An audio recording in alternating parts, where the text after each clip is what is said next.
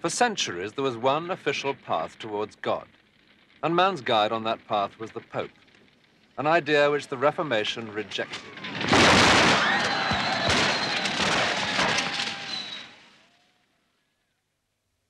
When a Lutheran pastor today takes as his text Romans chapter 5, he preaches on the central theme of the Reformation, that a personal faith in God is all that a man needs for salvation. If we can come to God by simple faith, then there is peace between God and ourselves. Then the door is open, and God's love will shine like a beam of light. This pastor in West Germany gives his congregation wine as well as bread in the communion service.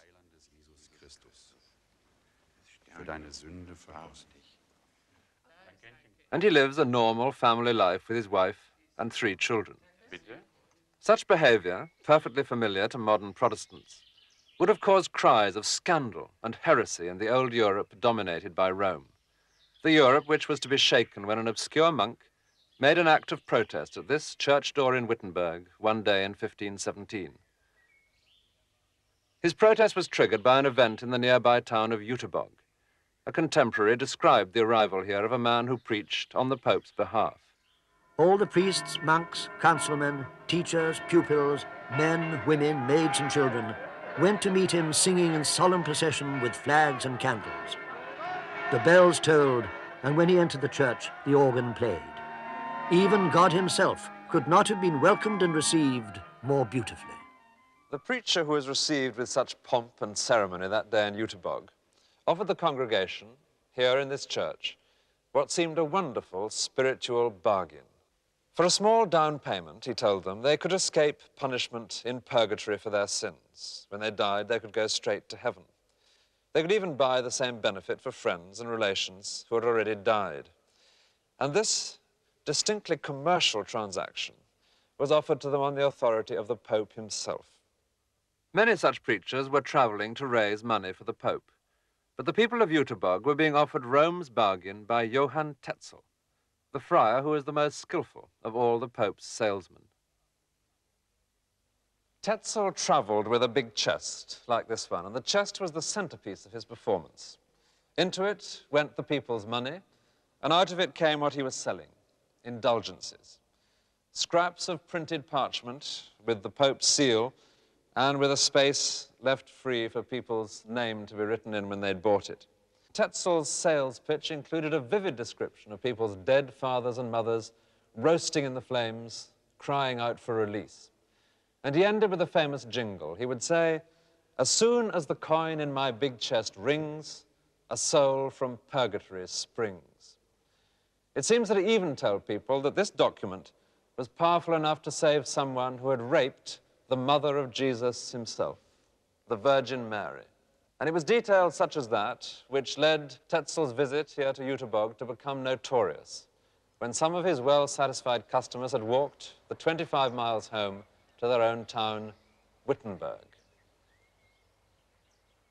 Wittenberg was a small town, but a distinguished one. It was prosperous, and it even had a new university founded by the local prince, Duke Frederick the Wise. Frederick was a good Catholic, but he was intensely conscious of being German. He distrusted foreigners, particularly Italians. His dream was to turn Wittenberg into a center for all German pilgrims, a place to rival the popularity of Rome herself. In his castle church here at Wittenberg, Frederick had the best collection of relics in the whole of Germany. He even had a printed catalogue made of them, much as a modern collector of art or sculpture might. On the frontispiece, he had himself shown with his brother. And then the real matter of the collection: precious containers in all sorts of shapes and sizes, holding thousands of bits of saints and martyrs and holy places. This silver model of the baby Jesus, for example, has beside it a list of all the oddments from his babyhood which it contained. 13 bits of the manger, a portion of his nappy, and so on down the list. And on certain days of the year, all these relics were on show in Frederick's castle church. Anyone who saw them all and bought the right indulgences could save himself nearly 2 million years in purgatory. And in this particular year, 1517, people were also returning from Jüterbog with stories of Tetzel and of raping the Virgin Mary. The combination of all these preposterous ideas was too much for a tormented young monk who taught in the university here at Wittenberg, Martin Luther. I am the son of a peasant. My great-grandfather, grandfather, and father were peasants. That I became a monk bitterly annoyed my father, but I persisted in my decision. The most important day of the whole year for Frederick and his relics was All Saints' Day. That's when the real crowds of pilgrims came. And on the very evening before the big day, Luther came and nailed to the door of Frederick's Castle Church a handwritten list of 95 propositions, or theses. Today, the old wooden doors are no longer there. They've been replaced by these bronze ones, which have in them the text of the famous theses. Luther's main argument was that the sale of indulgences was a fraud, and that any pope who encouraged it had betrayed Christ. Well, there was bound to be trouble. Not only was Frederick the man who had founded the very university at which Luther taught theology, but he even subsidized it with money from the sale of indulgences. Even so, Luther himself must have been amazed at quite how much fuss there was. And it didn't come from Frederick. Luther had written his theses in Latin, and posting them on the door of a church was the normal way of inviting scholars to join him in debate. But this purely local act suddenly turned into a full-scale European row. The real reason was that many people already shared Luther's feelings about the corrupt ways of Rome. But the speed and the violence of the response had another cause, the recent development of printing.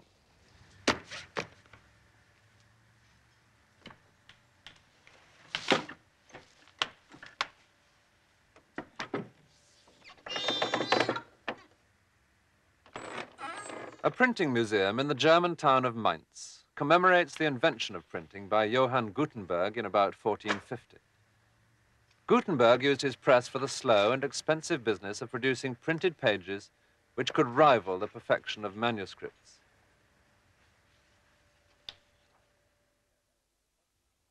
"70 years later, every town had its press. Pages could now be printed quickly, cheaply, secretly. The urgency and violence of a pamphlet war became possible. And just such a war followed when printers began turning out copies of Luther's 95 Theses. It was said that in 2 weeks all Germany had read them, and in 4 all Europe. The pamphlets, like the cartoons of the time, were violent and abusive.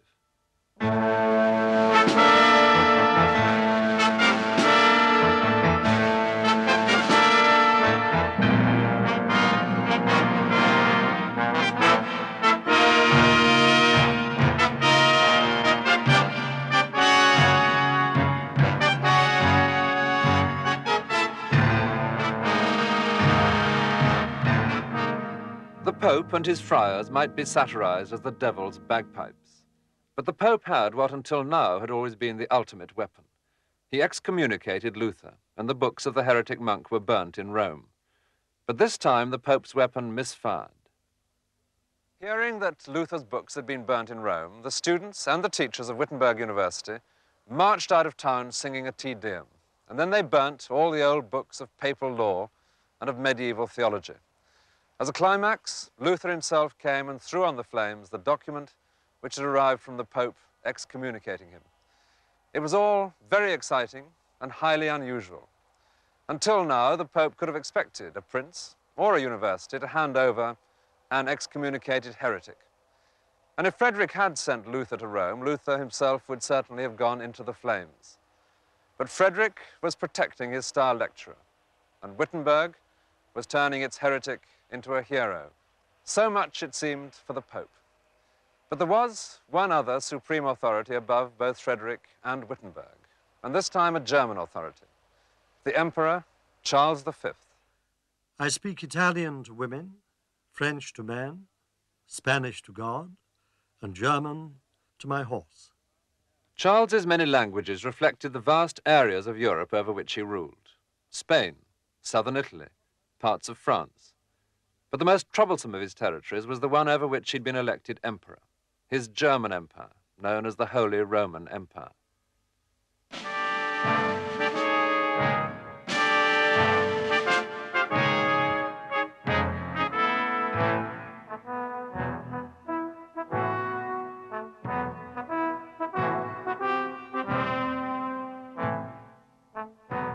The Holy Roman Empire was now a turmoil of increasingly independent princes and cities, very different from this orderly version which Charles's family had commissioned from their artists.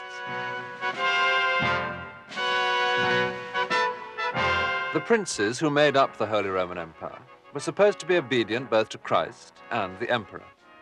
Yet now a German city was sheltering an excommunicated heretic. If that was allowed, anarchy and chaos seemed to lie ahead. So Wittenberg's heretic was summoned to appear before Charles at the city of Worms, where the emperor guaranteed his safety. Luther set off, and Wittenberg no doubt heard later with pride how he'd refused to be browbeaten. "Here I stand, I cannot do otherwise," he's supposed to have said. He wouldn't budge from his views unless the emperor's men could prove him wrong from Scripture. And so the emperor, who was more interested in obedience than in debate, declared that the excommunicated monk was now to be an outlaw as well.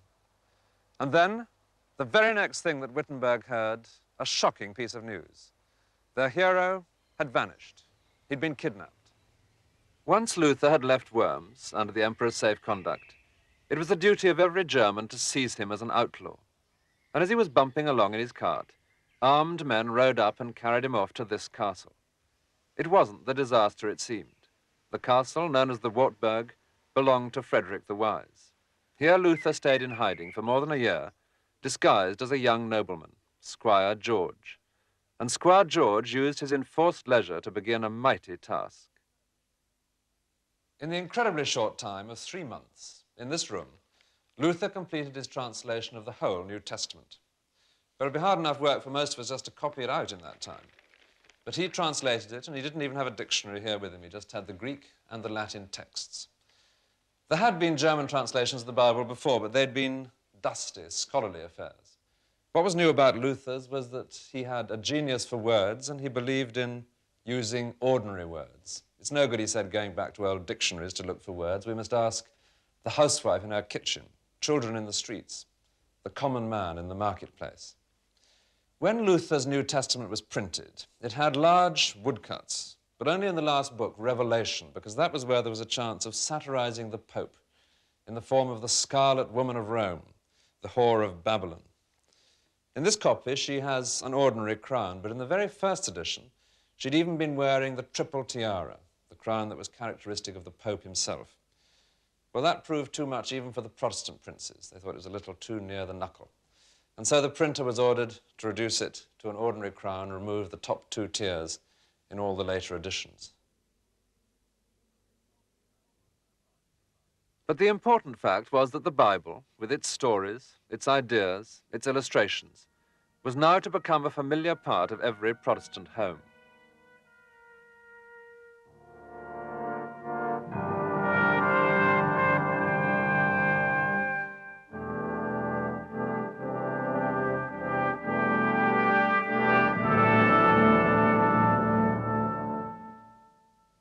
Even more than most people of his own time, Luther believed in the physical reality of devils.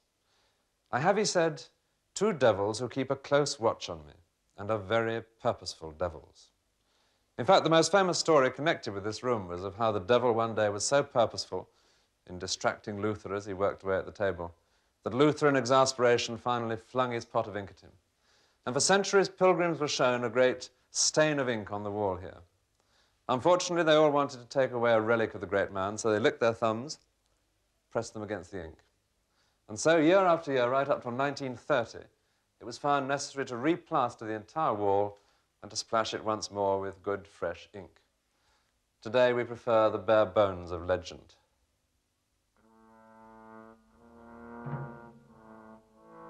A poor peasant at his plough, partnered by death.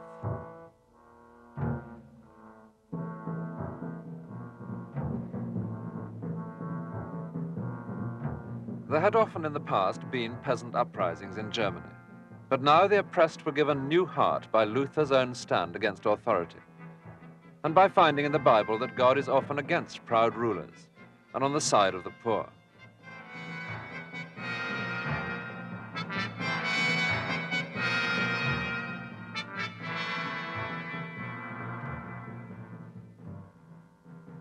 In the town of Mühlhausen, now in East Germany, the peasants were inspired by a one-time follower of Luther, who found in the Bible the fate that lay in store for the rich.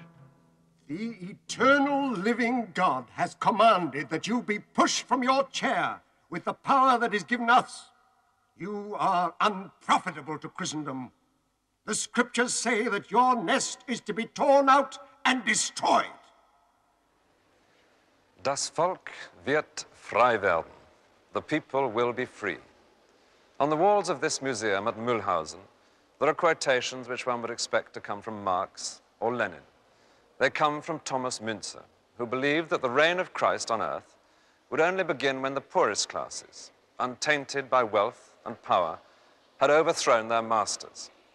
In this he went far beyond the ideas of Luther, and there was little that Thomas Müntzer enjoyed quite as much as abusing the man he had once followed.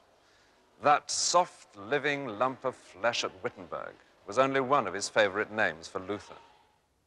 Luther at first had some sympathy for the demands of the peasants, but he was soon horrified by their random violence.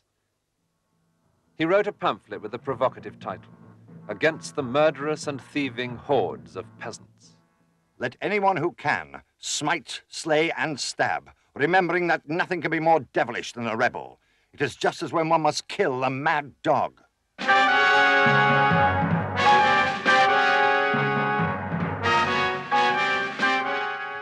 By now, several princes were followers of Luther. They marched with the Catholic princes to defeat the peasants.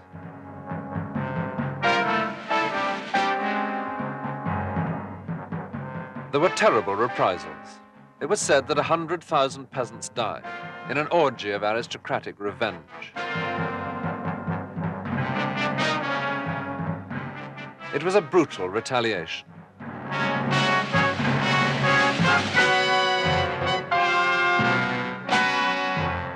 Brutal even by the standards of an age which made its punishments as public as possible. The established order had won, but Charles V had other problems in Germany. Catholic and Lutheran princes agreed about putting down peasants, but their own differences meant a constant danger of religious war. To try and resolve the matter, Charles called an assembly at Augsburg. Here, the Protestant princes were commanded to justify themselves before their emperor. Here they told him that Luther had restored the Church of Christ to its original form. And here they added that if Rome would only follow suit, there'd be no further problem. The Lutheran princes were presenting theological arguments to the emperor, and they were being advised not by Luther himself, but by his lieutenant, Philip Melanchthon, the professor of Greek at Wittenberg. Luther was once again sheltering in a high, rocky castle. He couldn't come to Augsburg because he was still an outlaw. This castle at Coburg was the nearest place in safe hands. Here, that summer of 1530, he waited, nervously. Luther's fear was that without his own rough voice to guide them, the Protestants would make too many concessions. Urgent messages, written by him in this room in the castle, were constantly being smuggled into Augsburg, and the road back was busy with messengers bringing him news of each latest development. He needn't have worried. The Protestant princes stubbornly refused to take part in the many Catholic ceremonies that the emperor kept arranging, and they presented him with a statement of the Protestant faith, written by Melanchthon and now known as the Augsburg Confession, which has remained ever since a basic document of the Lutheran Church. The emperor offered no sort of compromise. Instead, he announced that unless the princes hurried back into the Catholic fold, he would use force to compel them. It was a declaration of war. But it was a hollow one because he hadn't the strength to carry it out. And so for another 25 years, a state of uneasy hostility lasted. Until, at another meeting at Augsburg, the Protestants at last got the concession they needed. In the Peace of Augsburg in 1555, the emperor accepted that each individual prince should have the right to decide whether his territory should be Catholic or Lutheran. Well, that concession came nearly 40 years after Luther had first nailed his theses to the door of the church in Wittenberg. But finally, Wittenberg had won. The changes here in 40 years had been observed with a cool and commercial eye by a painter of genius who lived in Wittenberg, Lucas Cranach. His studio turned out whatever people wanted to buy.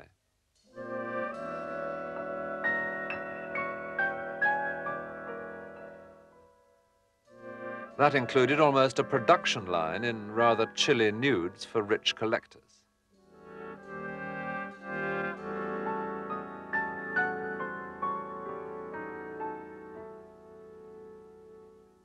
But it also meant capturing the changing face of the town's new hero.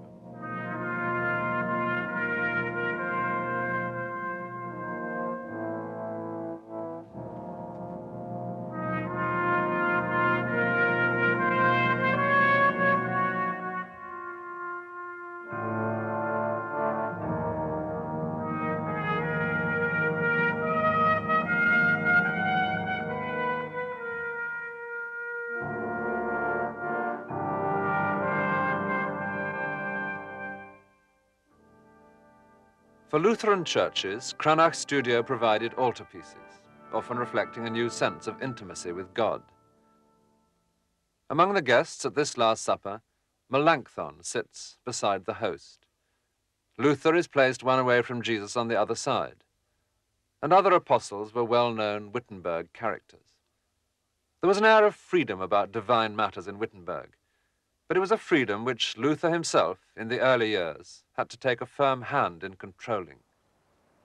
A monk, for example, emerged from this building, it was Luther's own monastery, and had begun preaching in the town's churches with bright feathers in his hat. Well, Luther was having no disrespect to the Lord, so he quickly put an end to that. And then people had been smashing holy images and beating up priests who still kept to the old Catholic ways, particularly if they wouldn't give the wine, as well as the bread, to the congregation in the Mass. Luther is contrasted with a puffed-up preaching friar in this woodcut by Cranach. Well, Luther was as hostile as anyone to the old Catholic ways. The Pope with his moneybags, the friars who gather in the loot. All the old causes for complaint are here. But the wicked ways of Rome, Luther insisted, must be changed without violence to the new ways of Wittenberg, where the wine as well as the bread is given to the people in the communion service, and God's in his heaven, close to every man, with the message of Father, Son, and Holy Spirit available to all in the Bible which lies open on the pulpit. In those early days here at Wittenberg, the sense of freedom was more than just theological. Inspired by Luther, monks and nuns were streaming out of their cloisters, such as this one, to start a new life. Many of them were young and they were eager to marry. A student in Wittenberg described 9 nuns arriving from a nearby convent. "A wagon load of virgins has just come to town," he wrote. "God grant them husbands, lest worse befall." Well, God, with some energetic help from Luther, found husbands for 8 of them. That left just 1. That last one was Catherine von Bora, and Luther found a husband for her too. Cranach, as usual, was on hand to provide their portraits. For their married home, Martin and Catherine moved into the very building where Luther had lived as a monk. The monastery suddenly had a new lease of life. There is a lot to get used to in marriage, Luther said. One wakes up in the morning to find on the pillow a pair of pigtails which were not there before. And soon there was something else to get used to as well. He wrote to a friend, "My Catherine is fulfilling Genesis 1:28. There is about to be born a child of a monk and a nun." And soon this old monastery was swarming with children. Martin and Catherine had 6 of their own, and they adopted 4 orphans as well. And after the initial shock, Luther decided that it even improved the spiritual life of a priest to lend a hand with the nappies. God and his angels will smile, he said, not because nappies are washed, but because it is done in faith. In effect, this was the first vicarage. Komm, Herr Jesus, sei du unser Gast und segne, was du uns bescheret hast. Amen. Gesegnete Mahlzeit.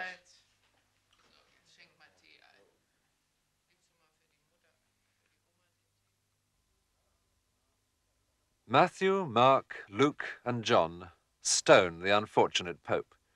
All the Protestants agreed that the Bible was excellent ammunition against Rome.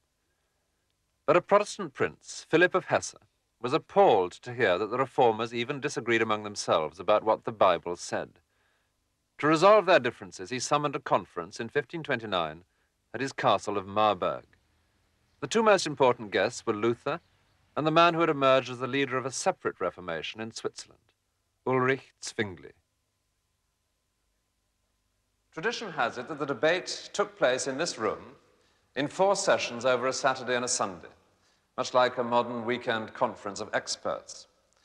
The owner of the castle, the 25-year-old Philip of Hesse, presided like an umpire. He'd even invited 60 of his friends in to watch the contest. The reformers sat round a table in the middle. Each of them naturally came armed only with a Bible. The main question was what happens when the priest consecrates the bread and the wine in the communion service. Das ist mein Leib, der für euch hingegeben wird.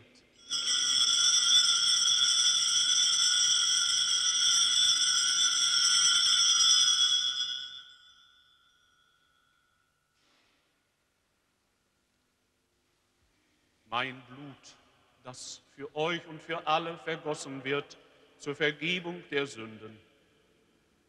Tut dies zu meinem Gedächtnis. The Catholic theory was that at that moment, the bread and the wine become literally and entirely the body and blood of Christ. Well, Luther took a position fairly close to this. He couldn't quite believe that no bread or wine remained. He trusted his own eyes a little too much for that. But he maintained that the sacrament became both things at the same time. He said that the body and blood of Christ remained with, in, and under the bread and the wine. His text was Matthew chapter 26, verse 26, when Jesus gives bread to his disciples and says, "Take, eat, this is my body." Luther opened the proceedings in his usual blunt manner. He took a piece of chalk, drew a circle on the table, and wrote in it, "Das ist mein Leib."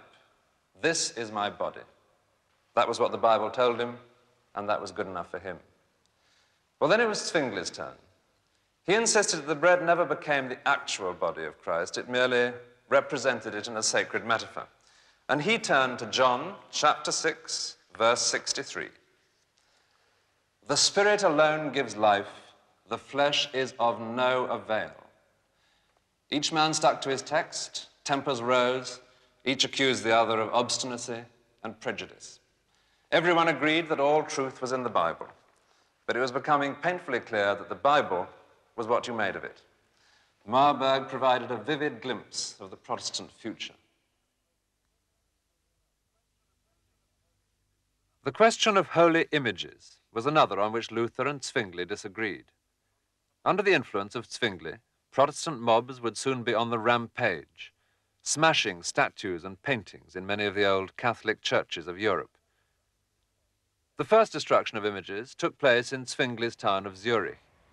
But here things were done in a good, Swiss, orderly fashion. The reformer himself made sure of that. Zwingli waited until the council passed for him a law banning images. Then a delegation arrived at this church. There was Zwingli himself, a couple of other priests, a representative from each of the trade guilds, and the necessary stonemasons and carpenters. They locked themselves in, presumably for their own safety, and then they set about prizing loose the wooden statues, which were later burnt. The elaborate high altar was removed, and then they whitewashed the walls. It was all done more in sorrow than in anger. Zwingli said that no one enjoyed a good painting more than he did, but that this unholy scandal couldn't be allowed to continue. A few days later, a visitor came to the church. He found it, he said, looking empty and hideous. "No," said Zwingli, "it's beautiful. The walls are a beautiful white." It was a type of beauty which Christians in many countries were going to have to get used to. But this austere simplicity was extended to more than just the church's architecture. Until now, the priests had drunk the wine of the Mass from elaborate gold and silver chalices. Well, Zwingli sold those and had the money given to the poor. Instead, the congregation found themselves being offered the wine in something very different, a simple wooden cup. And at the same time, the bread was passed round among them on a very similar plate. The idea was to get back to the spirit of the Gospels, the simplicity of the early Christians. Zwingli had carried his own city firmly into the Protestant camp, but Zurich was only one of the small, independent states which made up Switzerland. A few of them followed Zwingli's lead. Most remained fiercely loyal to Rome. Soon Zurich was sending an army out to defend its new Protestant faith against Swiss Catholics, and Zwingli marched to war with the soldiers. The war consisted of only one battle. For one confused day, Protestant Swiss and Catholic Swiss surged about this old abbey of Kappel, whose abbot had turned it into a Protestant school. Zwingli himself eagerly put on a helmet, strapped on a sword, and joined the fighting, and was killed. The reaction to his death by Luther, as leader of the other great wing of the Reformation, was extraordinarily unsympathetic. Serve him right, he said, for carrying a sword as a priest, and for having incorrect ideas about the bread and the wine of the Mass. Well, the Catholics won that day at Kappel, and they won the brief war. But Zwingli had planted the Reformation too securely in Switzerland for one defeat to make much difference.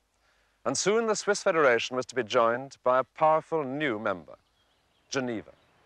In one momentous year, 1536, three things happened which were to change Geneva's place in history. The city became free of the neighboring Kingdom of Savoy and joined the city-states of Switzerland. It decided to adopt the Protestant faith, and it welcomed a refugee from France, John Calvin.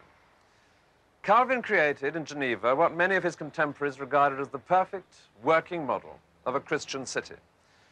It wouldn't have suited most of us today. At the most trivial level, dancing was banned, and the bars were ordered to serve nothing but non-alcoholic drinks. Well, needless to say, alcohol soon found its way back, but it was a sign of the times. Geneva was to be made strict, serious, and above all, biblical. In the council chamber from Calvin's time, where councillors still meet, Moses stands on the wall with a verse from his own second book, Exodus. Thou shalt take no gift, for the gift blindeth the wise and perverteth the words of the righteous. Moses, Exodus chapter 23. He points to a fresco beside him which illustrates his words. These 7 judges have been taking bribes, and they've had their hands cut off. It was a warning entirely in keeping with Calvin's stern, moral, biblical Geneva. He'd been able to persuade the leaders of the city and the leaders of the church to cooperate in supervising every tiniest detail of the lives of the unfortunate citizens. Annual visits were paid to each family's home to ensure that there was no moral laxity. And laws were passed reproducing those that God had given to Moses. According to Leviticus chapter 20, God had said that adultery should be punished with death. And in Geneva it was, and not only on the odd isolated occasion. And one young man was even beheaded for striking his parents.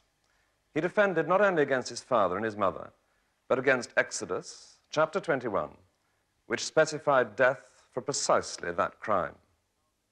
Of all the reformers, Calvin had the clearest and most uncompromising mind, and by Catholics he was hated and feared accordingly. In this hostile painting, his face is made up of rotting bits of animals.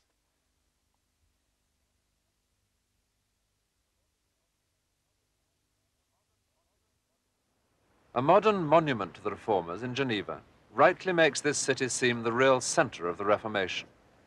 Reformers came here to learn their craft from Calvin, much as revolutionaries today might go to Moscow or Peking. One such revolutionary was the man who called Geneva the greatest school of Christ since the days of the apostles, the man who took the Calvinist faith back to his native Scotland, John Knox. In Edinburgh in 1560, Knox persuaded the Parliament to adopt Calvinism. Scotland became the first Christian country with a faith different from that of its monarch. And then, in 1561, the young Catholic Queen, Mary Queen of Scots, returned here after many years in France. On her very first Sunday at her palace of Holyrood, she did what was now illegal in Scotland. She attended Mass. From his pulpit in the Cathedral of St. Giles, Knox thundered against the young Queen. If we join hands with idolatry, God's amicable presence will leave us. And what then shall become of us? I tell ye that one mass is more fearful to me than if 10,000 armed enemies were landed in any part of the realm, of purpose to suppress the whole religion. Like most Puritans, John Knox believed that anyone who disagreed with him was already halfway to hell. Soon he was writing darkly about his queen, "We call her not a whore, but she was brought up in France among the wildest whoremongers. What she is, herself best knows, and God, no doubt, will further declare." Well, not surprisingly, the relationship between the minister and the queen became highly personal. They hated each other. But the 19-year-old girl, perhaps with more courage than wisdom, summoned the fiery preacher to a private interview. Face to face, she accused him of teaching that subjects could resist their princes. Well, if a prince goes mad, he said, it's only sensible to lock him up. She told him that the Church of Rome was the true church. He replied, "Rome is a harlot, polluted with all kind of spiritual fornication." "My conscience says not so," she protested. "Conscience, madam, requires right knowledge, and I fear that of right knowledge ye have none." Well, Mary finally got away by saying it was dinner time. But when friends later asked Knox his opinion of her, he replied, "If there be not in her a proud mind, a crafty wit, and a heart indurate against God, my judgment faileth me." Below the great castle, the people of Edinburgh were taking matters into their own hands. The struggle was about authority as much as religion. Today, we're quite used to citizens meeting to take decisions. But when Mary heard that the new Church of Scotland was holding its own assemblies, almost certainly in this small Magdalen chapel, she considered the news highly sinister. A message came from her saying it was suspicious to princes that subjects should assemble themselves without their prince's knowledge. Well, in the end, the struggle between Knox and Mary went Knox's way. When he died, he had an impressive funeral in St. Giles's, at which the Regent of Scotland described him as a man who neither feared nor flattered any flesh. Well, that was certainly true. And by then, Mary was a prisoner in England. But the cousin who held her prisoner, Queen Elizabeth, would have been just as horrified as Mary at the success of Knox's ideas. "God help us," said her Archbishop of Canterbury, "from such visitation as Knox has attempted in Scotland, the people to be orderers of things." In the Church of Scotland, the people have remained the orderers of things. 40 men were willing to be the minister in this Scottish village. On this Sunday, the people are judging a sermon. Afterwards, they'll vote, yes or no, as to whether this particular candidate should become their minister. There's a great deal of blindness in the world at the moment, and there are many kinds of blindness. One is that blindness which stops us seeing the things of God. Stops us seeing the things of God. Birkdale Drive. 650 651. With only one abstention, he got the job. In Tudor England, such democratic notions would have had short shrift. Henry VIII and his family made no bones about who was dictating the religion of England. They were. And although the royal idea of Christianity kept changing, disagreeing with it had one very constant result: the stake. With a fine impartiality, Henry once burnt Catholics and Protestants on the same day, calling them both heretics. But most of the English martyrs were Protestants, burnt by Henry's Catholic daughter, Mary Tudor. During Henry's reign, the chief target had been not so much Catholic lives as Catholic property. It was Henry's constant need for money which led him to close the monasteries, seize their land, and leave us with England's most romantic ruins.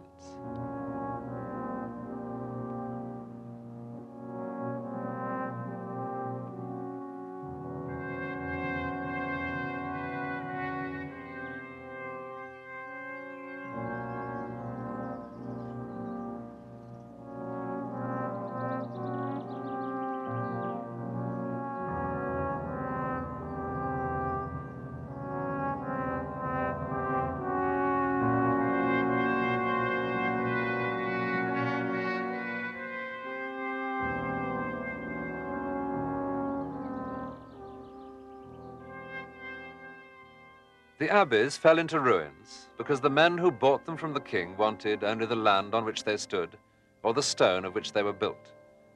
But a few were turned by their new owners into fine houses for themselves, and one of the finest was Laycock. We're standing now in the oldest part of Laycock Abbey. Laycock was founded as a nunnery in the 13th century for Augustinian canonesses, and it continued as a nunnery right through the Middle Ages until Henry VIII's time. When Henry VIII first sent his commissioners round, they found that everything was in very good working order, the accounts were well kept, it was a great benefit to the whole neighbourhood. They had to pay a fine, but it was allowed to continue until 1539, when it was one of the last of the religious houses to be dissolved by Henry VIII. Laycock was acquired by my ancestor, William Sherrington, who was a gentleman of Henry VIII's court, who made considerable alterations to the house. And ever since that time, that's the middle of the 16th century, the same family has been living at Laycock. I doubt whether anyone has ever lived through such a bewildering succession of changes as the people of England in the 16th century. The villagers in a place like Laycock had to make a series of abrupt adjustments as Henry VIII and his three children swung the pendulum of faith back and forth from one extreme to the other. The story of the unfortunate nuns was a typical example. First of all, they were sent back to their homes because the king was about to sell their abbey to William Sherrington. But Henry insisted that no English nun was going to marry. He wasn't going to have any of these newfangled Lutheran ideas from Germany. But then, under his son, Edward VI, England became more genuinely Protestant, and the nuns were told they could marry after all. Many of them did so. But suddenly, Henry's daughter Mary was on the throne, and she was a Roman Catholic. Now, the nuns who were married were told that they had committed a mortal sin in doing so. They were ordered to hurry back into their nuns' costumes. But as a matter of fact, their nuns' costumes was about all they had to hurry back into, because not even Queen Mary was able to persuade William Sherrington and his like to move out of the fine houses that they'd paid good money for. And finally, Queen Elizabeth. At last it was declared that the married nuns were legally married women after all. And happily we have a record of at least one who managed to find a husband again after all that, and to resume a married life that had been brutally interrupted by the Counter-Reformation. It was the same when people went to church. Under Henry, the service had been in Latin. Under Edward, it was in English. Under Mary, it was back in Latin. And finally, under Elizabeth, in English again. Amen. Equally confusing was the saga of the Great Bible, the first authorized translation into English. The frontispiece shows Henry VIII, who commissioned it, handing the Bible to his archbishop for distribution to the people, who shout in grateful reply, "Vivat Rex, long live the king, God save the king." Every church in the land was ordered to have a copy, and so one day the Great Bible arrived here in the church at Laycock. At last, people could read it for themselves in English, and they were fascinated. In fact, they were so fascinated by what they read, including the often somewhat radical notions which can be found in this book about wealth and kings and Christian ideals, that Henry wondered whether it had been such a good idea to let ordinary people read such a book. A new order arrived. From now on, it was to be read only by noblemen, gentlemen, and rich merchants, plus, as a special concession, noble women, but only in the privacy of their own bedrooms. And so the mad switchback of the English Reformation went on, until at last Queen Elizabeth seemed to be establishing a country in which differences of religious opinion could coexist. But the pressure of the times was against tolerance. After her death, England reverted to extremism and extremist labels: papists, Puritans, Puritan revolutions, popish plots. Remember the 5th of November. Oh, gunpowder, treason and plot. I see no reason why gunpowder treason should ever be forgot.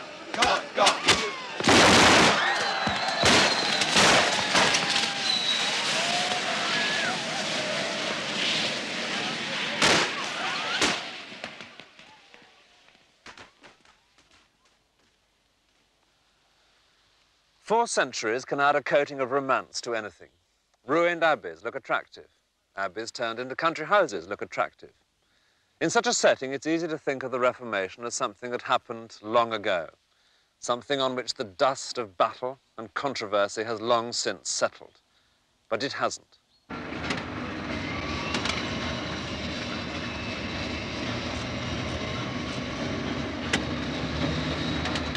The violence in Ulster is political, economic, tribal, as well as being religious. But that was equally true of the fanatical and nationalist struggles of the 16th century. The extremists here on both sides are fighting a war that is hundreds of years out of date, as most people in Ulster, both Catholic and Protestant, know to their cost. The grim tragedy is that the freedom which was won at the time of the Reformation is being threatened today in the name of Protestantism. And it should be made perfectly clear that those who attempt to impose in fascist style the will of a small minority with all the loss and suffering entailed do not speak or act for the vast majority of the Protestant people of Ulster. That was a speaker at the Protestant Church Assembly in Belfast in 1977. Equally reasonable voices can be heard on the Catholic side. But it's the slogans of the bigots that catch the eye. In the ancient hatreds of Ulster, the violence of the Reformation lingers on. But the positive side of the Reformation has life in it too. Also in 1977, in a church in Edinburgh, there was an event which to Knox would have been inconceivable. In Knox's day, ordained priests began to marry. More recently, women have been ordained. On this day, a husband and wife were ordained together. On these your servants, Ian and Catherine, whom we in your name and in obedience to your most blessed will do, by the laying on of our hands, ordain and appoint to the office of the holy ministry, committing to them authority to minister your word and sacraments, and to rule within your church. We give you the right hand of fellowship, and may the grace of the Lord Jesus Christ be with you both.